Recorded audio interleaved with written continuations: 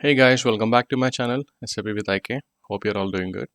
So today's topic will be on the rework production process. So in a normal manufacturing scenario, let's say an example could be discrete manufacturing. So in the discrete manufacturing, we basically assemble or manufacture the machine or maybe a motor or maybe any kind of an equipment. So during the manufacturing process, we actually don't know if there is any error until the parts are assembled together. So while the assembly process, even in some cases, you wouldn't really know if the assembly is completely successful or made properly by putting all the parts into the place. So we manufacture this product, okay, and then we move it to the quality inspection. So during the quality inspection, the quality inspector is going to perform few tests, and then he is going to evaluate the characteristics and also the efficiency of that particular product. So let's say we have identified a defect. Okay, so the defect could be an error in the assembly process, or maybe the parts are not properly aligned according to the specification. So in such case, the quality inspector is going to reject that particular product, and then he is going to move that into the block stock or maybe a rework location where there could be rework operation being executed on the product, and then you can rectify those errors. So in the production process, how are we going to deal that this kind of a scenario where you have to perform a rework process on a machine or maybe a product that has been completely manufactured? So let's take the example as you see on the screen. So let's say here this is our finished product, engine or maybe assembly, so that has been manufactured and put in the stock. So now based on the quality inspection, you have to dismantle this particular product, and again you have to realign these particular cylinders on the shaft. So during the assembly process, there could be some manual error or maybe due to the misalignment, the entire piston assembly to the cylinder is not fit properly.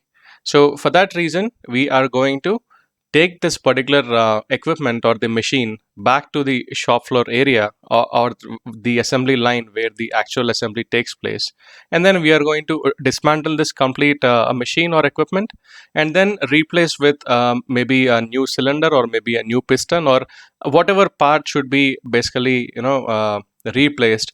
Or should you just dismantle the entire thing and reassemble the complete components in a proper method? So in SAP, let's see how this is going to be executed. So in this example here, we are planning to replace the particular piston due to the misalignment of this piston onto the shaft.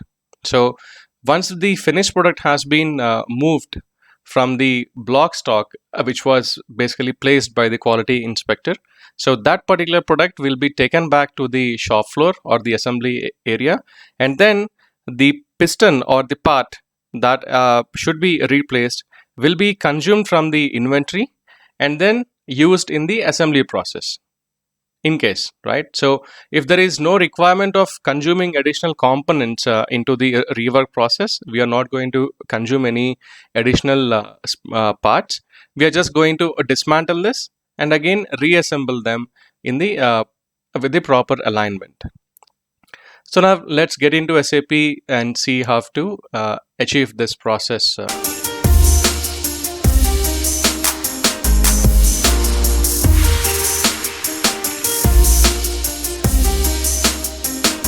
So here I'm in SAP. So the first thing I would like to go to MD04 transaction, and in this particular scenario, this is going to be the example, which is a casing. So if we look at the inventory, we do have a stock availability of 10 pieces. So if we go into the stock overview of this, we can see that 9 out of 10 have been accepted and they are moved to the finished location or maybe the location from where the actual shipment takes place. But whereas this particular one piece is basically moved into the rework location. So this is where we are going to pick this particular product from this particular plant, And then we are going to dismantle this and execute few operations, and then we are going to correct the errors that have been notified by the quality inspector and put it back into the stock. Okay, so the first thing that we have to do is go to CO07 transaction. So CO07 transaction is basically to create a production order without a reference of a material.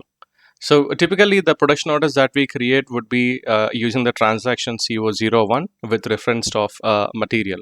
But here we are not actually manufacturing anything. We are just we are just executing a rework operation on the product that has already been manufactured earlier. So now here we choose the plant and then the order type.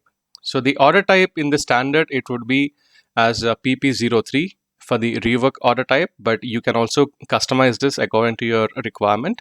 And then you just enter the production plant and the order type for the rework. So once we go inside, you can see that the field of this material is actually grayed out. Why? Because the material that should be manufactured will only be available here, and that only happens with the transaction CO01, but not with the rework order, right? So we are not manufacturing anything here. So then I'm going to enter the text. So let's choose the text as rework for the part number or the product, and then how many quantities should we actually rework. So it is only one, and then the unit of measure as piece. So we had to enter all these values like the total quantity and the unit of measure, because there is no reference of any material that we are going to give in the production order in the header screen, right? So system actually doesn't know what kind of a material are you going to rework in this particular order. So then we will have to provide these values manually, and then the scheduling type as the current date. So I'm just choosing it as a current date. So once you hit on enter, so now system is going to ask you to provide a reference operation set. So basically the reference operation set is a kind of a routing which will be created with a list of operations, but not specific to any particular material or a product in the plant. So typically in the routings, we create the routing with reference of a material, saying that if you are going to manufacture a particular product A, then these are the list of operations that you will have to execute in the sequence. But here we are just creating a reference operation set with a specific or maybe a predefined set of operations that are basically used for the rework activities. So those routings, the reference operation sets, these are not specific to any particular material. So let's go to this screen, a new window, and look at the reference operation set. So typically you create this using the transaction CA11, right? So here we are just going to provide the group if it is an external number range, or if you want to leave it as an internal number, then just hit on enter. So now here a system is going to ask you to provide the details of the group number. Let's say I'm going to use it as test for now, the usage 1, and then the status as 4 released, and the lot size from, and then the unit of measure, which is piece. So once you enter the header details, then you go into the operations, and here you can assign the list of operations in a particular sequence that should be executed in case of any particular rework, irrespective of a material. Okay, so these would be like a default set of operations, but whereas you can again modify these operations in the production order itself. So now let me go to the transaction CA12 just to show you the reference operation set that I have created. So here I've used the group as rework. So under this reference operation set, I've actually assigned only one single operation as the rework operation for the assembly. So if you have a certain list or a predefined list, you can keep on entering this here in the reference operation set. So once you enter these operations, and then you're going to save the reference operation set. Okay, so let's get back to the other screen. Yeah, so now here my reference operation set is rework, and here you could see that the task list type is showing as S. S basically stands for the reference operation set. Okay, and then continue. So now you will be navigated to this particular screen of the settlement rule. So typically when we have a material in the production order which is created through CO01 or maybe the conversion of a planned order to a production order. So there we have a reference of a material, right? So that would be the settlement receiver in the production order. But in this case, since we do not have a material in the production order, we will have to assign the settlement receivers manually. So here I'm going to use the settlement receiver as a cost center. So all the activities or maybe the total lead times and also the total cost that will be incurred in the rework activity. So those will be settled to this particular cost center. So if you want to create a specific cost center for the rework activity, so you can very well create that and use it for your settlement receiver in the rework process. And then the percentage of the receiver, it would be 100%. Now go back. So we just created the settlement rule and then we assigned the reference operation set, right? And now if we go into the list of operations, so here we see the operations that has been copied from the reference operation set. So let's say if you have multiple operations, you can still modify it, but this would be as a default operation anytime. Okay. And now we'll have to assign the list of components that are basically required to execute this rework process. So the main product that we are going to dismantle today or maybe perform some rework activities, it would be the product R-B123. Okay, so this is the material that we are planning to do the rework on. And so how many quantities are we going to perform the rework on? It's only one quantity.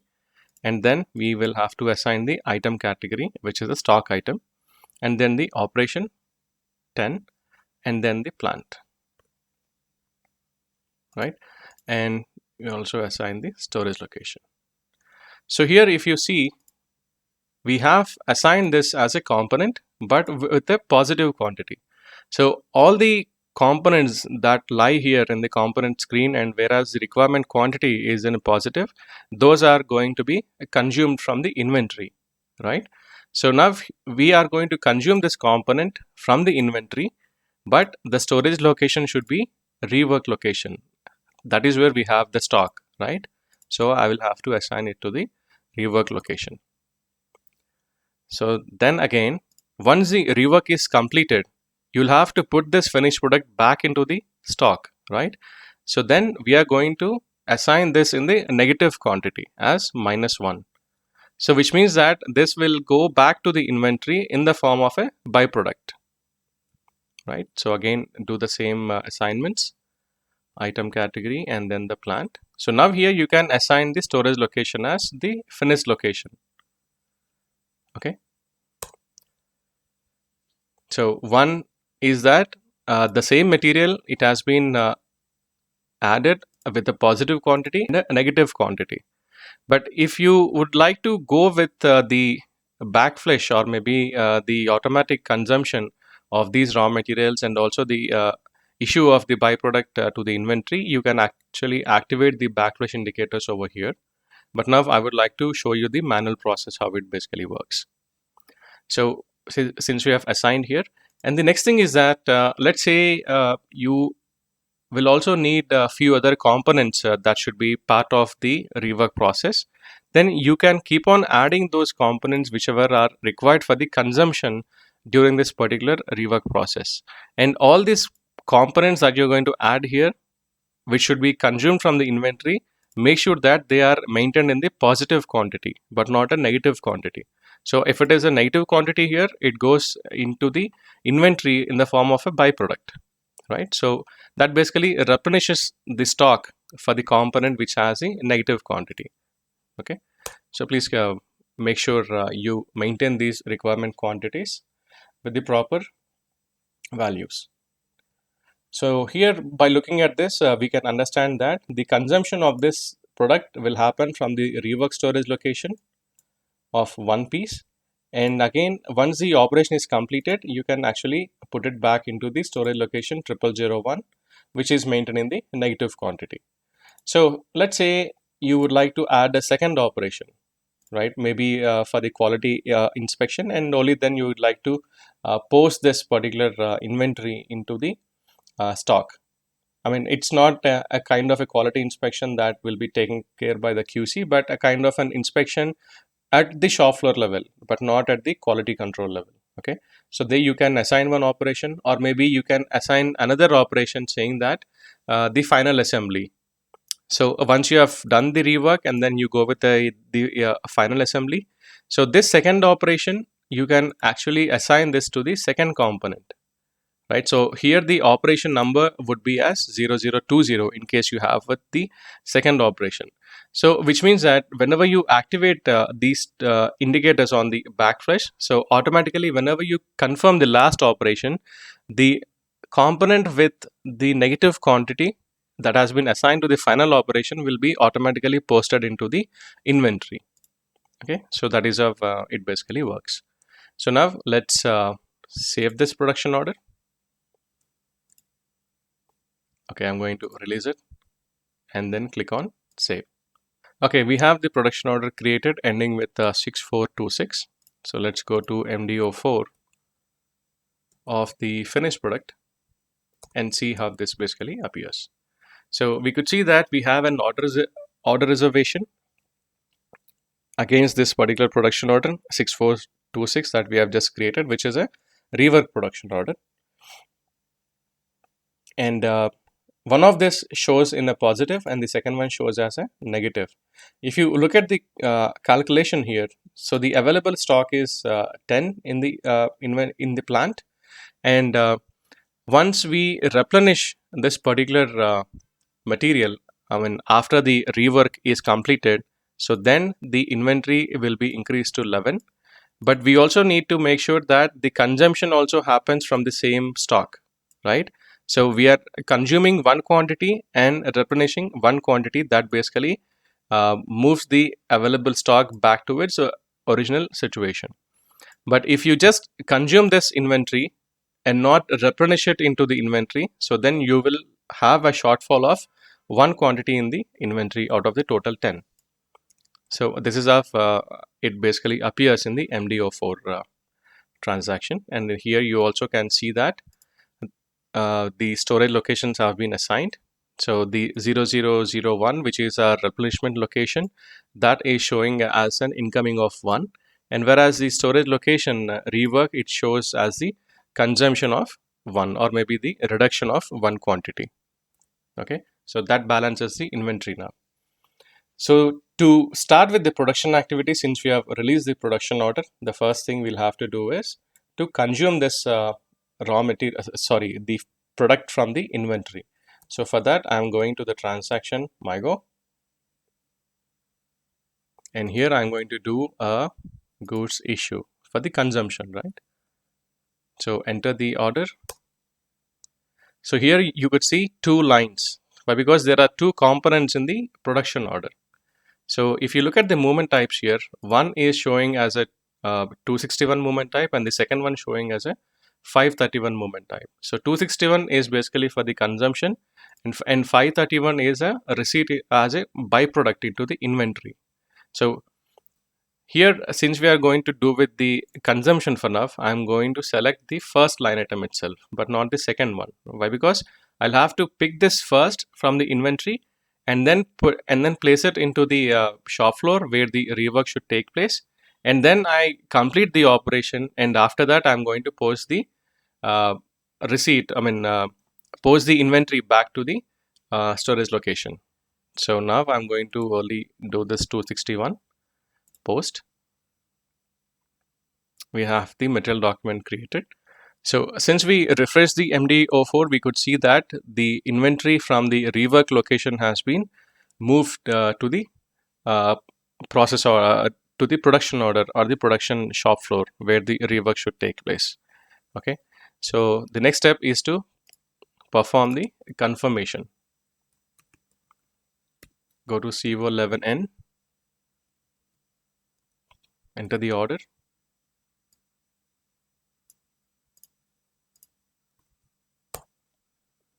So here we are confirming the total quantity, which is 1 piece, and then I'm doing it as a final confirmation, and now save. So I'm doing this activity assuming that the rework is completed in the shop floor. Now save it. So now the confirmation is also completed. So since the since the rework activity is completed, so the next step is to move the inventory back to the storage location or the plant inventory. So for that, we again go back to Migo.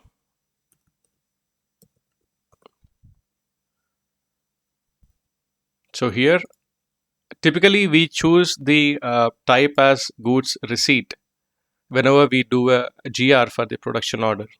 So I'll show you what happens if we choose the same option here. So it says that there are no valid items in this production order. Why? Because we do not have a reference of the material in the production order, right? So if I just go to the display, okay. So here there is no material, right? So in case of no material, then there is nothing to be posted to the inventory using this particular option in the MyGo, right? So for that, we have to go to the option goods issue and then enter the order number. Now hit on enter. So you could see that the second line is still active with the movement type 531, right? So once we post this particular document, then the inventory will again increase in the uh, MMB. Let me just take you to that screen. So here is the product, right? So here we can see that the inventory is just 9 here, and we do not see any inventory lying in under the rework location. Why? Because that has been consumed by the production order, and now the production is completed.